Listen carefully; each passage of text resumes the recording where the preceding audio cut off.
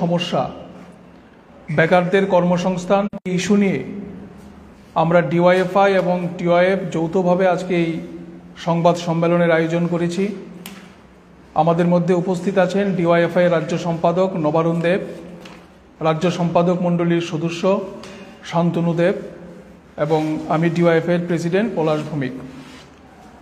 প্রথমত যে বিষয়টা আজকে আমরা আপনাদের মাধ্যমে সমগ্র রাজ্যের মানুষের নজরে আনতে চাই সেটা হচ্ছে, আমরা সবাই জানি যে গত 1 মার্চ ত্রিপুরা বিধানসভায় বাজেট পেশ করা হয়েছে। রাজ্যের অর্থমন্ত্রী প্রণজিৎ সিংহ রায় 2024-25 অর্থ বছরের জন্য বাজেট পেশ করেছেন। বাজেট হচ্ছে সরকারের মুখ এবং আমাদের কাছে বাজেট হচ্ছে সরকারের আয়না। আগামী 1 বছর আমাদের রাজ্য কোন পথে চলবে, রাজ্যের বেকার ছেলে মেয়েদের কর্মসংস্থান, শিক্ষা, স্বাস্থ্য, কৃষি ব্যবস্থা থেকে শুরু করে সামগ্রিকভাবে রাজ্য আগামী 1 বছর কোন পথে চলবে তার প্রতিফলন হয় সরকারের বাজেটের মধ্য দিয়ে।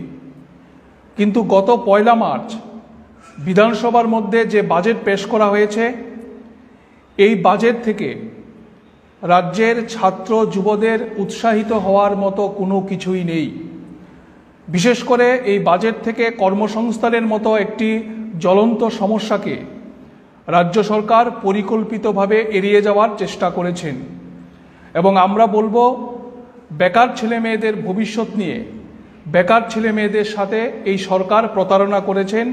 তার জ্বলন্ত উদাহরণ হচ্ছে গত 1 মার্চ বিধানসভায় পেশ করা রাজ্য সরকারের বাজেট। আমরা জানি যে 2023 সালের 10ই জুলাই বিধানসভার মধ্যে সরকার লিখিত এক প্রশ্নের উত্তরে জানিয়েছিল যে আমাদের রাজ্যে নথিভুক্ত বেকারের সংখ্যা হচ্ছে 2,79,365 জন এবং তার পাশাপাশি এটা সকলের জানা যে অনেক বেকার ছেলে মেয়ে এমপ্লয়মেন্ট এক্সচেঞ্জে তারা নাম নথিভুক্ত করেন না। শুধুমাত্র নথিভুক্ত বেকারের সংখ্যা হচ্ছে 2,79,365 জন। আমরা জানি 2018 সালের বিধানসভা নির্বাচনের আগে সরকারের কি প্রতিশ্রুতি ছিল, ঘরে ঘরে রোজগার, মিস করে চাকরি, সমস্ত শূন্যপদ পূরণ করা, প্রথম বছরেই 50,000 বেকার ছেলে মেয়ের কর্মসংস্থান, নানা ধরনের গালভরা প্রতিশ্রুতি 18 সালের বিধানসভা নির্বাচনের আগে দেওয়া হয়েছিল।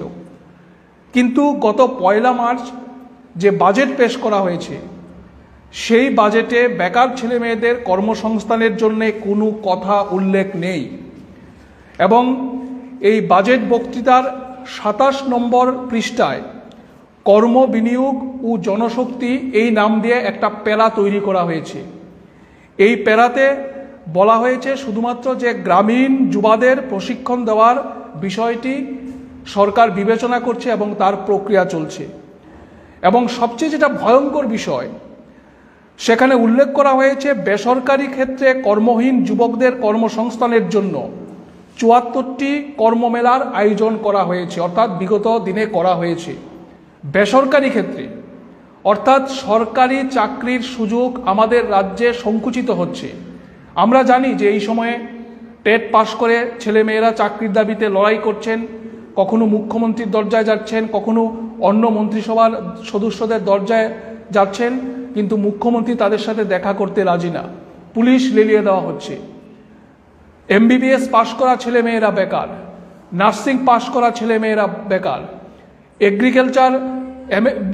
এগ্রিকালচার উত্তীর্ণ যারা, অর্থাৎ এগ্রি BSc, এগ্রি MSc পাশ করা যারা, তারা বেকার, চাকরির জন্য হন্যে হয়ে লড়াই করছেন, চাকরি মিলছে না।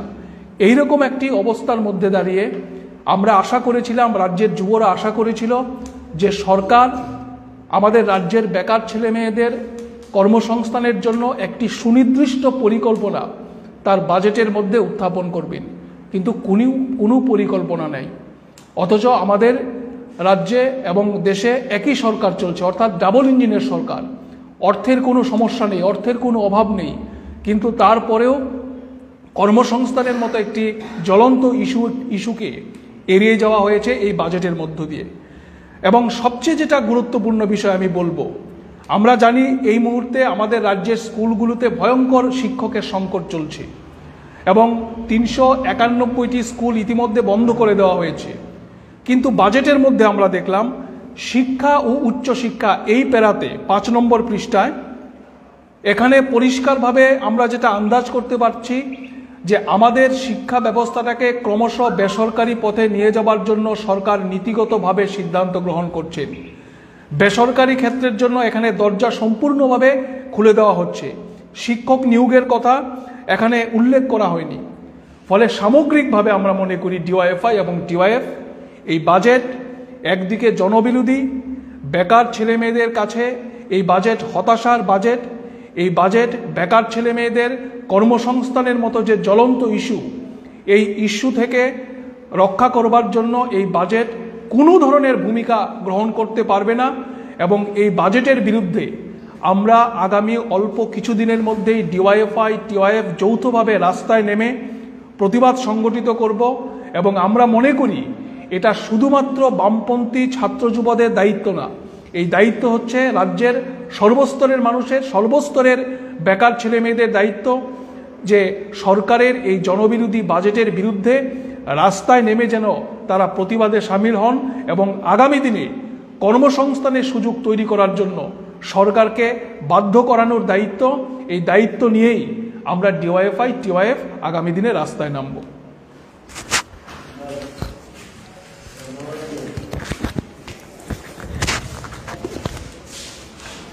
আমরা তার একটা বিষয় আপনাদের সামনে রাখলো, তার বাইরে যে বিষয়টা, এটা হচ্ছে আমাদের রাজ্যের বেকারদের নিয়ে সরকার যা করছেন সেই সম্পর্কে ডিওয়াইএফ এবং টিআইএফ এর পক্ষ থেকে সরকারের কাছে নির্দিষ্টভাবে আমরা দাবি করছি, চলতি যে বিধানসভা চলছে, আগামীকালও বসবে, সেখানের জন্য রাজ্যের সরকার, মাননীয় মুখ্যমন্ত্রী আমাদেরকে, রাজ্যবাসীকে বিষয়টা পরিষ্কার করে।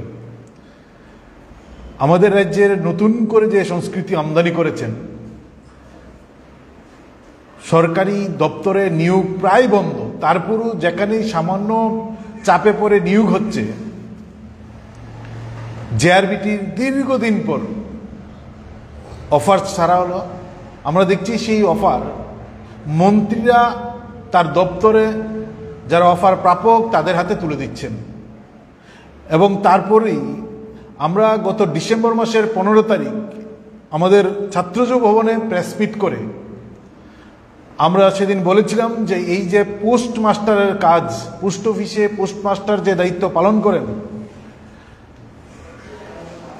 যিনি অফার পান সেই অফার প্রাপকের বাড়িতে অফার তুলে দেওয়ার দায়িত্ব হচ্ছে পোস্টম্যানের, কিন্তু সেই পোস্টম্যানের কাজটা রাজ্যের মন্ত্রিসভার মন্ত্রীরা করছেন। নিশ্চয়ই তার মধ্যে বড় ধরনের ষড়যন্ত্র আছে, এর মধ্য দিয়ে রাজ্যের যুবকদের বঞ্চিত করা হচ্ছে এবং পরিকল্পিতভাবে এই কাজটা মন্ত্রীরা করছেন। আমরা দেখেছিলাম সে ডিসেম্বর মাসের 15 তারিখ প্রেস মিট করে যখন আমরা এই কথা বলেছি, তার মাস খানেকের পর আমরা সংগ্রহ করতে পারলাম যে শুধুমাত্র কৃষি দপ্তরে যে কয়েকটা পোস্ট, সেই পোস্টের মধ্যে 17 জনকে বহির্রাজ্যের যারা অফার পেয়েছেন, তার মধ্যে 17 জন হচ্ছেন বহির্রাজ্যের, কেউ আসামের, কেউ বিহারের, কেউ পশ্চিমবাংলার। 17 জনের বাইরে 10 জন আছেন যারা অফারটা নিয়েছেন কিন্তু অফারটা জমা দেননি, জয়েন করেননি। তার মানে 17 আর 10 27 জন কৃষি দপ্তরের লিমিটেড সেখানে সংখ্যা।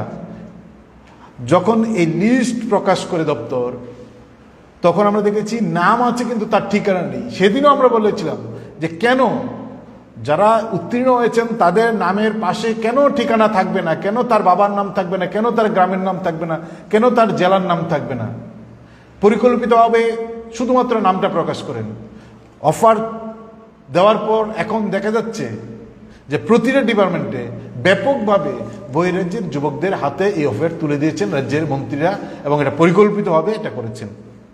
আমাদের দাবি হচ্ছে, অধিবেশনটা চলছে, এই অধিবেশনের মধ্যেই সরকারের কাছে আমরা দাবি করব কেন রাজ্যের যুবক যুবতীদের বঞ্চিত করে বহির্রাজ্যের যুবকদের এই অফার তুলে দেওয়া হলো তাদের হাতে? কেন আমাদের রাজ্যের যুবকদের এই সুযোগ দেওয়া হলো না, তাদেরকে বঞ্চিত করা হলো? তার স্পষ্টীকরণ বিধানসভায় যেন দেয়। একজন দায়িত্বপ্রাপ্ত সরকার যদি হয়, সরকার যদি মনে করেন তারা দায়িত্বপ্রাপ্ত মানুষের কাছে দায়বদ্ধ, তাহলে আমরা মনে করব যে সরকার এই প্রশ্নের উত্তর বিধানসভায় দেবেন।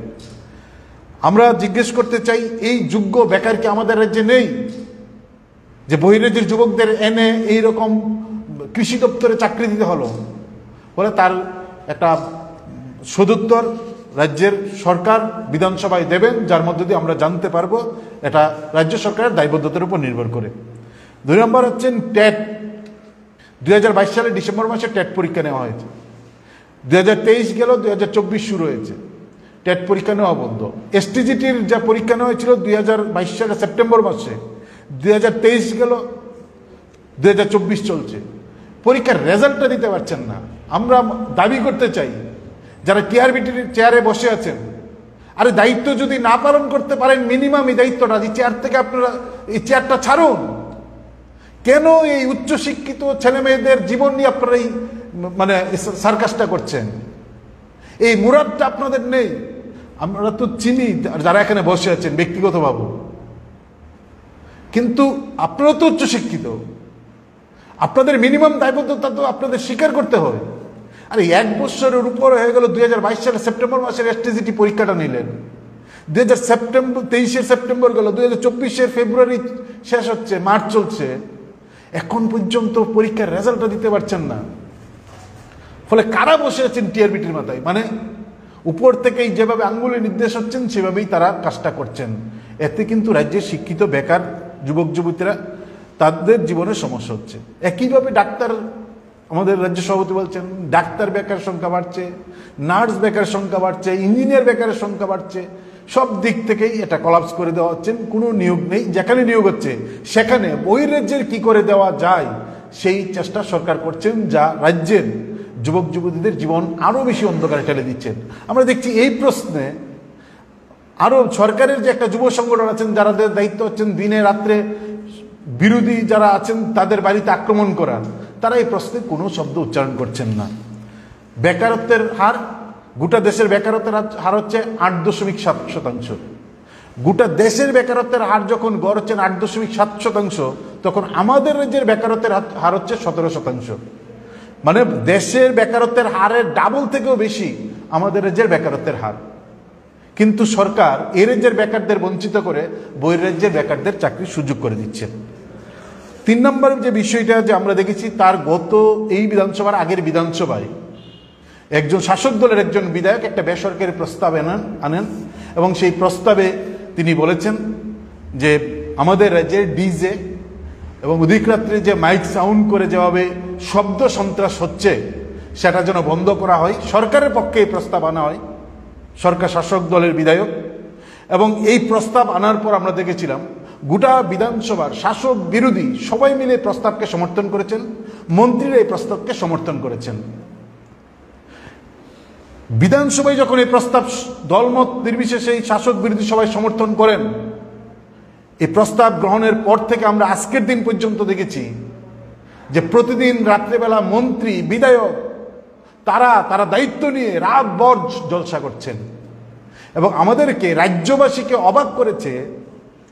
গত সম্ভবত 29 তারিখ আস্তাবল ময়দানে যে জলসা করেছেন এবং সেই জলসা শুরুয়াত করেছেন রাজ্যের মাননীয় মুখ্যমন্ত্রী, উচ্চশিক্ষিত ব্যক্তি, চিকিৎসক মহাশয় প্রফেসর ডক্টর মানিক সাহা মহোদয়, তিনি এইটা করেছেন। আমাদের এই প্রশ্নে আপত্তি নেই, কিন্তু সময়টা সম্পর্কে আমাদের বক্তব্য হচ্ছে সিবিএসসির মাধ্যমিক 12 পরীক্ষা চলছে। আস্তাবলে যেদিন জলসা, তার পরের দিন ঘুম থেকে উঠে এ রাজ্যের টিবিএসসির মাধ্যমিক 12 পরীক্ষা শুরু হবে। সিবিএসসির পরীক্ষা চলছে, টিবিএসসির শুরু হবে। এই রাত্রিবেলা গভীর রাত পর্যন্ত এই উচ্চস্বরে জলসা করলো, আর জলসার সূচনায় উপস্থিত ছিলেন প্রফেসর ডক্টর মানিক সাহা মহোদয়। এটা গোটা রাজ্যের মানুষকে চমকিত করেছেন। তাহলে এই প্রস্তাব আনার, এই যে মানুষকে আইওয়াশ করার যে কাজটা বিজেপি করেন, আমরা এই জলসাগুলা গভীর রাতে মন্ত্রীদের নেতৃত্বে, মুখ্যমন্ত্রীর নেতৃত্বে, শাসকের দলের নেতৃত্বে, মণ্ডলের নেতৃত্বে এইগুলা বন্ধ করার দাবি করছি। শব্দ দূষণ, দৃশ্য দূষণ সরকার দায়িত্ব নিয়ে করছেন। সরকার যদি দায়িত্ব নিয়ে শব্দ দূষণ, দৃশ্য দূষণ করেন, তাহলে এ রাজ্যের মানুষ কি করবেন? এই বিষয় দুইটা আমরা রাখলাম। আমরা সাধারণ মানুষের কাছে আমরা আমাদের বক্তব্যগুলো নিয়ে যাচ্ছি। এই যে বেকারের কর্মসংস্থান বহিরাজ্যের হাতে তুলে দিচ্ছেন, বাজেটে বেকারদের বঞ্চিত করা হচ্ছে, এই সমস্ত বিষয় নিয়ে আমরা দ্রুতই রাজ্যে যুবকরা, গোটা রাজ্যের যুবকরা আমরা রাস্তায় নামতে বাধ্য হব এবং সেই পরিকল্পনা আমরা করছি।